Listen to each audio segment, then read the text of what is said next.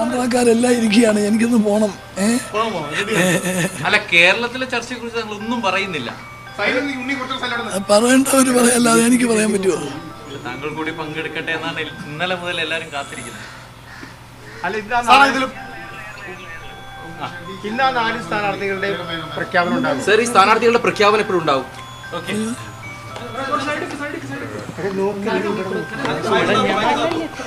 ഇന്ന് വൈകുന്നേരത്തോടുകൂടി പ്രഖ്യാപനം ഉണ്ടാവുമെന്ന പ്രതീക്ഷയാണ് ഞങ്ങൾക്കെല്ലാം തന്നെ ഉള്ളത്.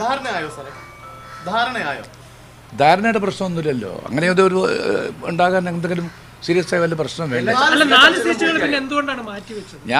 ഞാൻ പറഞ്ഞു കഴിഞ്ഞതല്ലേ ഇന്നലെ, വളരെ വിശദമായിട്ട് ഇന്നലെ പറഞ്ഞു കഴിഞ്ഞാണല്ലോ. പിന്നെ അതിനെക്കുറിച്ച് എന്ത് സംസാരിക്കണം? സർ, എല്ലാ ചർച്ചകളും പൂർത്തിയായോ? ഇനി ഹൈക്കമാൻഡിന്റെ തീരുമാനം മാത്രം മതിയോ? ഹൈക്കമാൻഡ് ഞങ്ങൾ അന്ന് തന്നെ വിട്ടല്ലോ.